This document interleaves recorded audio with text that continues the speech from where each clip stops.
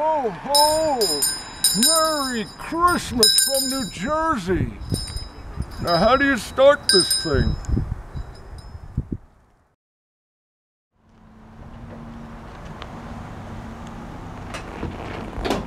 Oh, welcome to Hammonton, New Jersey. Jersey Comic-Con.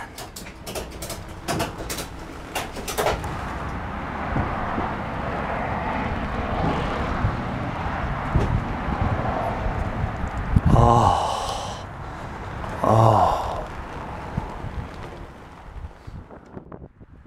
The wind's coming. Hurry up! It's perfect. All right, where are we today, Denny? Well, here we are. Wait a minute. I'll talk. We are at the New Jersey Comic-Con. New Jersey Comic-Con, and where? Hammonton, New Jersey. Hammonton. And what day is it? It's Sunday.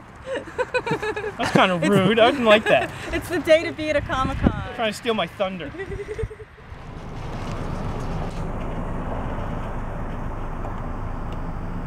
Here we are in Hammonton, New Jersey, with Frankie, who arranged and organized this great show, and someone, Manu Bennett. Anyone recognize this Hammonton. It's not just Hammonton. It's Hammonton, the blueberry capital of the world. Hammonton. All right, sorry.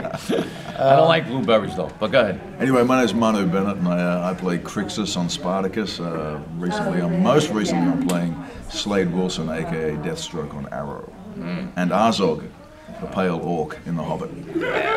I think that's great. I mean, I could ask you a couple questions if you want. Yeah, go for it. Okay, comparing Spartacus and Arrow, besides the costumes, what's the biggest difference?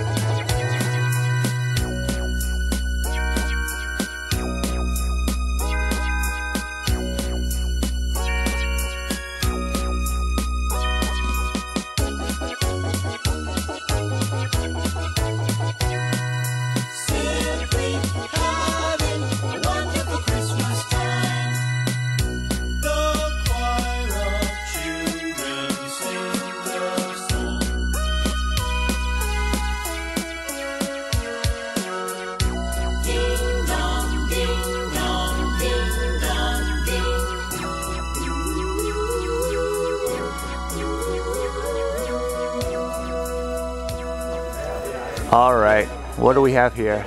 Hi guys, this is Teeny Fox. Welcome to New York. I'll just say New York Comic-Con. Take two. Hi guys, this is Teeny Fox. Welcome to New Jersey Comic-Con. Where are we? New Jersey. Hammonton, New Jersey. Apparently it's up to Pool to do the talk and everybody else. Sin Eater's selling silence for the holidays and whatnot. Pool, how you doing? Well, you know, we came out here. It's a pretty good turnout. There's some decent guests, some stuff, you know. Maybe see you next year. Sounds good, buddy. Jersey Comic-Con. Thanks, guys. That episode ended up pretty good. You know, it was a pretty good episode of Xena. It was quite real and visceral. As a matter of fact, when it came to air, it was the first episode that they pushed by an hour on television because it was too violent. But I'd like to think that was because we kind of went at it. You know, like usually Xena was like, oh, Xena, you know. But weren't they going, ah, you know, just giving it heaps. So I'll jump forward on that 10 years. He's got a better visual design. Here is the amazing artwork of Tommy Castillo. Very nice stuff.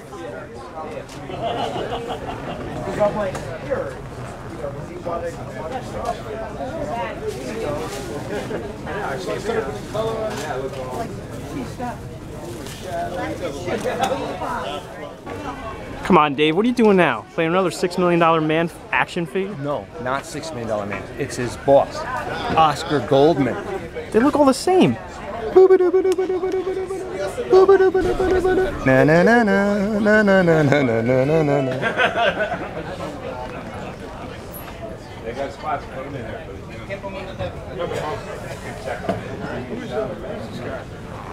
Hey folks, it's Terry Huddleston out in Jersey Comic-Con. How's it going? Good to see you. Yeah, good to see you too, yet again. I gotta ask you, what's your best seller? My best seller, I'd have to say anything Batman or Deadpool related, you know. As a fellow artist, what's your favorite to draw? My favorite to draw, I love drawing anything patriotic based, you know. I love America with a U and Superman, you know, Captain America, stuff like that. But I also like drawing monsters and stuff too, like the Predator over here, stuff like that. You have a very beautiful style. Thank you very much. Yeah, it's, I don't know, I can't think of the word, but they're nice and they're colorful. Yeah, I try to go for a kind of a pop art, almost tacky, you know, chunky, you know, I zig when everybody else zags with my color scheme and with my line work. You know, try to give it almost a cartoon toy or a toy box type of feel, the type of art you see on a toy. I was going to say it appeals to all ages without being too kiddie. Right, you know? I know exactly what you mean when you say that. Yeah, I heard people go, "Oh, he's got a realistic style." And I go, "Well, not quite, but yeah, you know, I try to go for that '80s cartoon look, pretty much." Well, thanks a lot, Terry. No problem. See you later. This role that they'd like to look at you for, and it's a character called Crixus. Actually, it was my German manager, and she didn't know how to pronounce it. She went, "I don't know how. His name is Crixus, Crixus." And I was like, "Oh, okay." And so I went and I read for this character Crixus, and it felt really natural. It felt like out of all the other characters, I thought I was trying to be Spartacus. Like he was such a revered sort of character. I've never felt like a good guy. I've never felt like I've got the capacity to be just the clean as a whistle good guy. It's just not in my DNA. You know, then when I tried out for Barker was a good character, but you know, he was going to get killed off. Ananias was like this logical sort of, you know, teacher of there was a bit too much calm to his character, and that's why Ananias, Peter Mensa, you know, incredibly astute character, you know, powerful character, very, very centered. And he was like that on the show as well. He was like our Ananias on the show. He was amazing. But then this Crixus guy just seemed to be a bit, you know, he seemed to be a bit dirty, bit everything, you know, and it was great, flawed character, and I kind of, you know, read for this character, and then about 2 weeks later again, they rang up and they said, okay, they want you to screen test for him. Okay, so you got to go into the Fox Studios at this time in the morning, and you got to go in there and do the screen test. By the eye of Agamotto, I need this issue. By the hoary holiday host of Hoggoth, an issue that I don't have yet.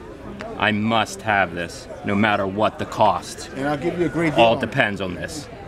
I don't know, Doc. I don't know. It's in the budget. I can tap Tony Stark. I was an Avenger after all. I thought he was a defender. He's a defender, man. In the Avengers too. New Avengers kicked off with Doctor Strange. Don't disagree or he'll cast a spell on you. He'll do one of those. Iron Fist. Okay, here we are in Hammonton, New Jersey at the very first Jersey Comic-Con. Pretty cool stuff. What do we have here? Hi, I'm Tiffany Loretta Carroll. I do a bunch of conventions. I do Monster Mania. I do Days of the Dead occasionally when we travel. And I do Exotica. And I also do burlesque. I'm a burlesque performer in the Philadelphia area. And I make handmade crafts like bows. I make my own eyeshadow pigments. Bats. I do pretty much everything. I sell prints, memorabilia, and things like that. And that's a Star Wars outfit? Yes, it is. I made it myself. Slave Leia. Very nice. Yeah, and I also act as well. I have IMDb, Tiffany Loretta Carroll. I'm on Instagram, Loretta Vendetta, which is my burlesque name. And where would I see you burlesque? Pretty much all over. Do you go to Asbury Park? Is that? Occasionally, yes. Okay. I've done Asbury Lanes. Excellent. Okay. Well, thank you very much. You're welcome. I'll see you. Everybody at the studio really likes your audition as Crixus. You know, they think you're making a really good Crixus, but we're a little bit worried about something. And you remember 10 years ago when you came to do Xena, you were hitting all of the stunt guys. This is verbatim. You are, we know that you're a very passionate actor and you like to get physical, and but in order for me to be able to offer you this role, you have to promise me one thing. You have to promise that you're not going to hurt Andy Whitfield, who's playing our Spartacus. Verbatim, he said that to me. Action. I got one question for you! What? Do you have any Visine? My eyes are really burning me. All right, here I am in Hammonton, New Jersey, the very first Jersey Comic-Con, with the star of Harley Quinn, Nature's Mistakes.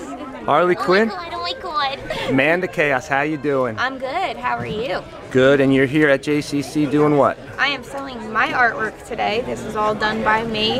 Everything is... Karloff, tell us what we got here. We have my Frankenstein print. This was a picture of Tank Girl that I had Lori Petty sign for me at Monstermania in August. This is a zombie thing that I did of a friend of mine and a series that I'm starting. I had to, of course, paint a picture of Harley because she is my favorite. Yes. And the creature because he's awesome too. And then a couple other miscellaneous prints and toys that I have going on. Is that yours? Yes. That's not a self-portrait, is it? Oh, darn. One could only hope. Well, no, thanks. That's a friend of mine, so. Awesome. I'll talk to you later. All right, thanks. Bye.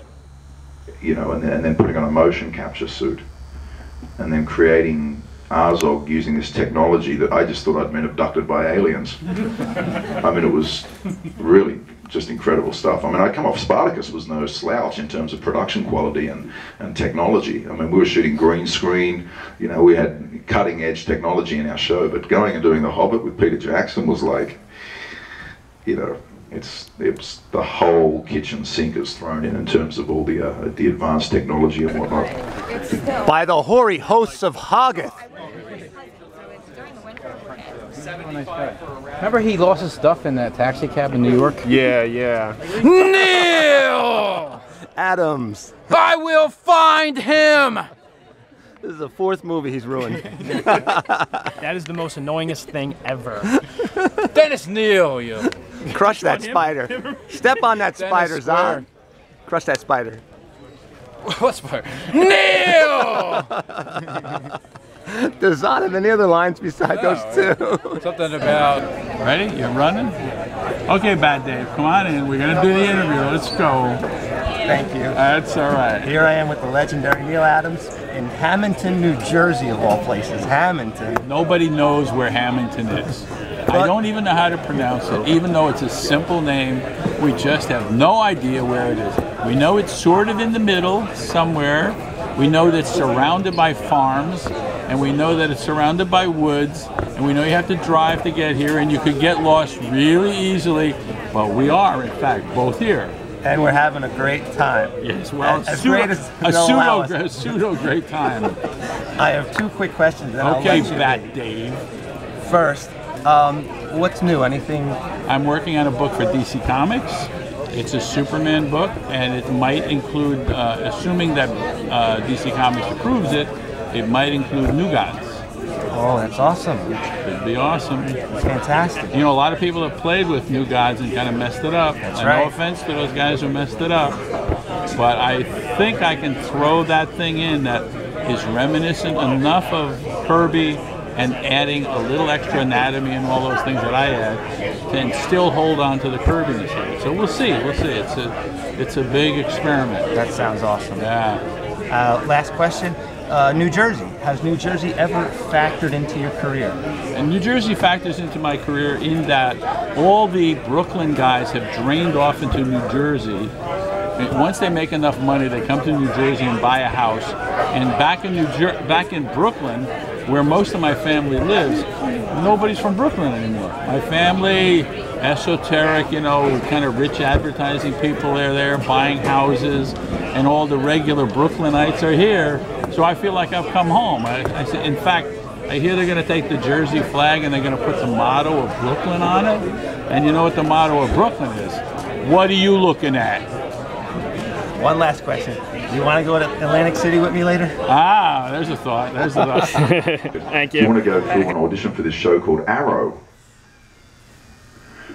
And I was like, well, what time is it? And she said, well, they can see you like in an hour if you go in there. And so I drove to this casting agents in Hollywood, and I still had this terrible jet lag, because now I'd had jet lag in the Middle East, and I'd flown to LA, and my clock was completely wound around. I got there and I was out the front of it, and I was like, God, I really don't sort of feel like this audition. But I went, oh. When I got to the airport in Kuwait to go, the guy from the Special Forces who had shown me the chokehold, he walked up to me when I went to go to the gate, and he said, hey, Manu, to remember a spy. And he gave me one of the 5-hour energy shots. So I'm sitting outside of this place in Hollywood, and I went, oh, I've got that 5-hour energy shot. So I reached my bag and I took this 5. Wow, would you look at this homemade Zod armor. All the time and energy and thought that went into it to recreate this at home, to bring this costume alive. Danny, what do you think of it? What a waste. NEAL! I got one question for you. Do you have any Visine? I have a serious attack of red eye. BatDave tells me that you're Harley Quinn in that movie that I saw last night. There's no way. You look nothing like Harley Quinn. Me? Look nothing like Harley Quinn? Really? What about this, huh? Ah! Huh? By the hoary host of Hagen. Don't hit me. He's putting this way down or sideways?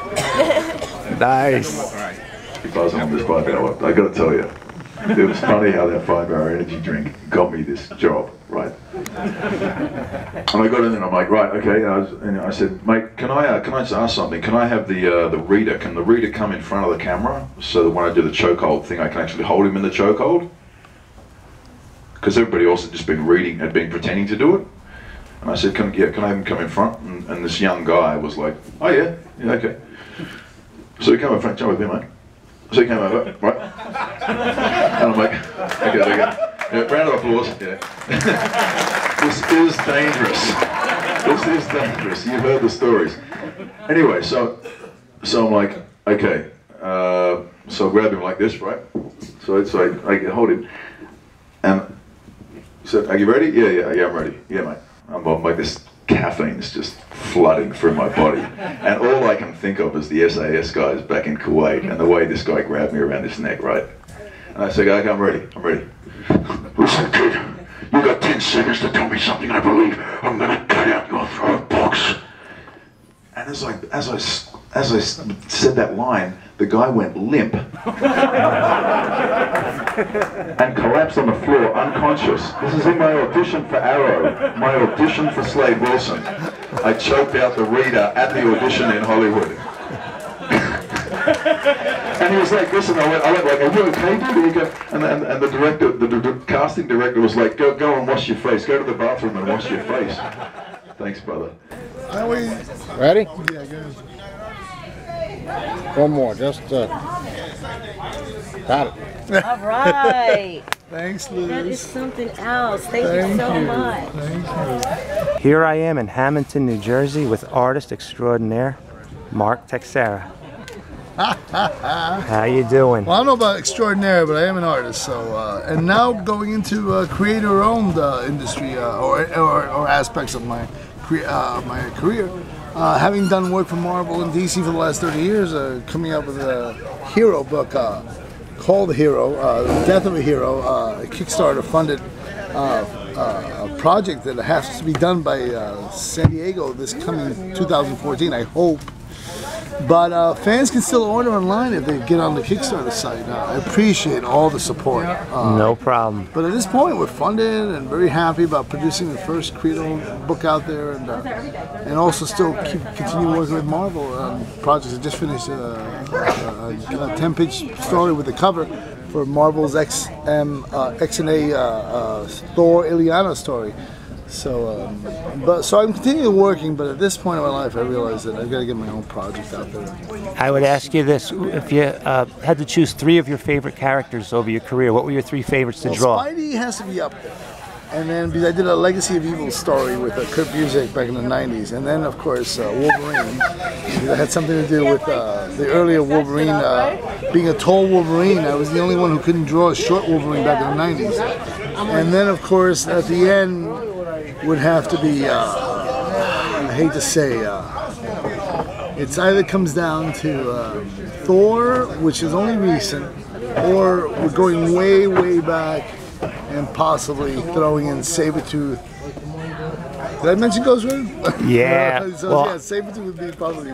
I'll tell you what, your Wolverine was so solid because of the Clint Eastwood, wouldn't you say Eastwood overtones at times? Yes, I used Eastwood as the main character. And that's funny because they credit me with having to define the Eastwood before Hollywood movies found an actor like Hugh Jackman who actually looks like Clint Eastwood. Yep. So yeah, that was a mistake, but I'm glad I made that mistake. So. No, you've done some amazing stuff over the years. Thank you, sir. Yes. Your Ghost Rider was what brought me out of an 8-year departure from comics. I had grown up and gotten married, and then all that stuff came along. Oh, that's wonderful. Family's worth everything. But yeah, no, comics will always be around, and you know, it started back as far back as political comics did back before even this country was established. So yeah. Can I ask you what you're drawing? What am I drawing? Yeah, what are you painting? I'm doing a Sabretooth watercolor right now, so I'm hoping to wrap it up in the next half hour, so you can continue staying around here if you want, and all right, continue working as we talk. I think that's great. I mean, I could ask you a couple questions if you want. Yeah, go for it. Okay, comparing Spartacus and Arrow, besides the costumes, what's the biggest difference? Spartacus was like an opera, and Arrow's more like a modern pop tune. You know when you watch like American Idol and somebody sings theatrically, and then they've got to be able to do something more concise and more, on the beat. That's what it was like coming out of Spartacus, because Spartacus was big, everything was raw. And now Slade Wilson's just like, Crixus would kill somebody who'd like, but Slade Wilson's just like, he breaks your neck. He just does it very quickly. So. Can you try that on Dave? We need to break my neck. We need BatDave. We need him. Yeah, we need him. One other Spartacus question.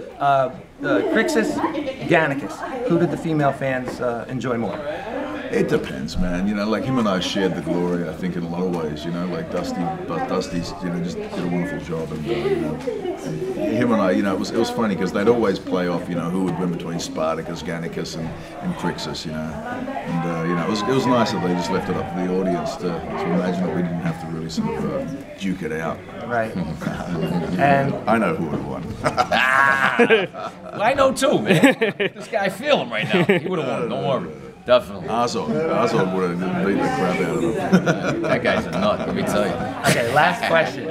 For Arrow, next season, any changes that you could tell us about? Any twists?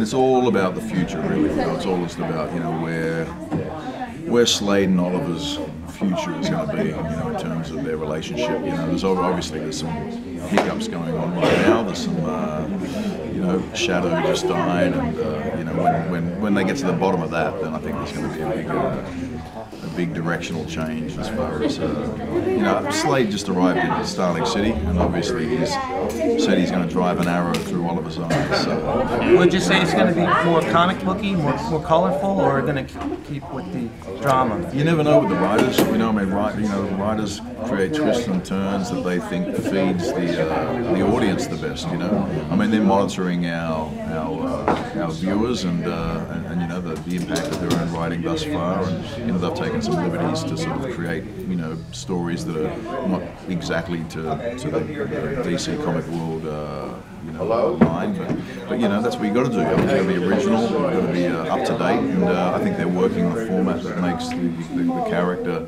very modern. Yeah, I think so. Yeah, and hopefully I'll be able to do a very modern version of Deathstroke. Slade Wilson. I can't wait. We know you'll be great. Yeah. Well, thank you very much. I'll give my best shot. All right, thank you. Thank you. Thank you. All right. Thanks, Hammonton. Jersey Comic Con 2. Don't forget. Hello, friends.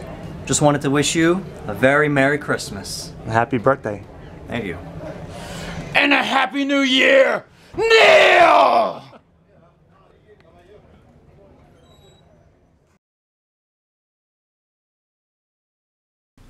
Buster, it's Christmas time again. Would you like to hear a song from old Santa? You would? Well, here goes. Jingle bells, Buster smells, Robin laid an egg.